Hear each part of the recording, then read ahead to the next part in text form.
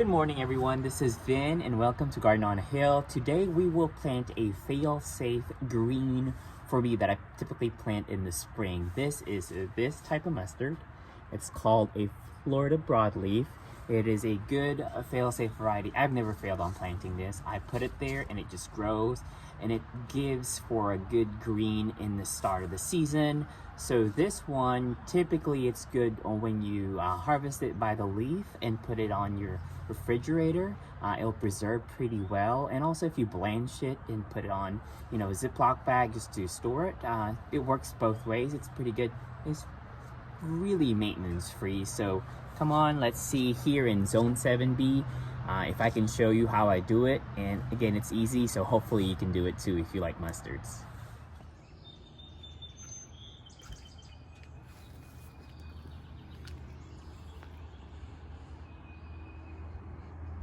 So as you'll notice, this is actually the first vegetable I actually planted in my garden, just because I've had so much success for it and it was so easy. You don't have to go out in this 40-50 degree weather and still get a harvest after 48 days. So what I start with is I want to make sure that this bed, it's a 4x4 bed, that I have full sun in here, and then this full sun area I can grow the best mustards. I did find out here in zone 7B, Atlanta, Georgia area, you can still grow this in the shade. It'll actually take off. It's just not going to be as robust as it is in full sun, but you can definitely do it in partial shade or even full shade. One thing you want to use for this is a stick. I actually have a stick in here, right here. So you use the stick to make sure that your seeds are lined up. Typically the seed packet will tell you to put it every 12 inches. Now that's true if you want to harvest the whole plant itself. What I do is I actually put them closer together, like 6 inches, half of the recommendation, because I harvest it by the leaf, not the actual full plant.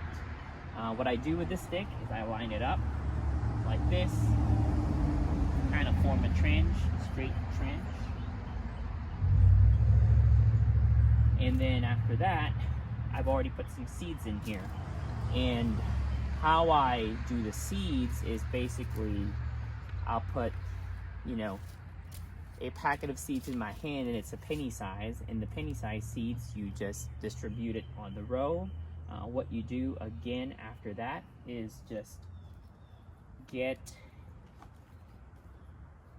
some biotone. I use this a lot. Spread it out.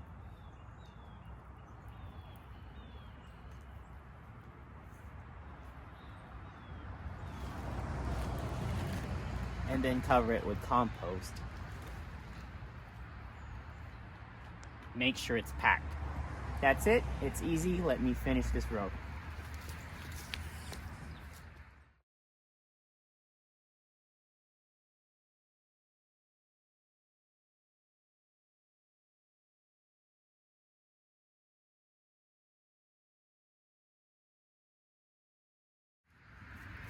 So that is it. I'm actually not going to water it.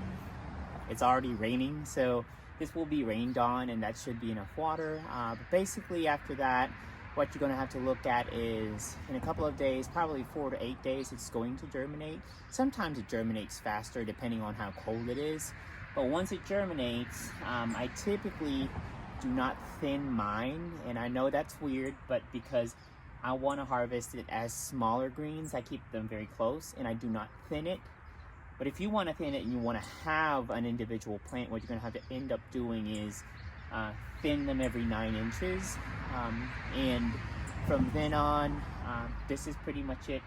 I don't do anything after that. If you do want to boost your leaf growth, once a plant shows about 2 to 3 leaves, you can also add another layer of a blood meal that could help the nitrogen boost for these leafy plants, help them to get better.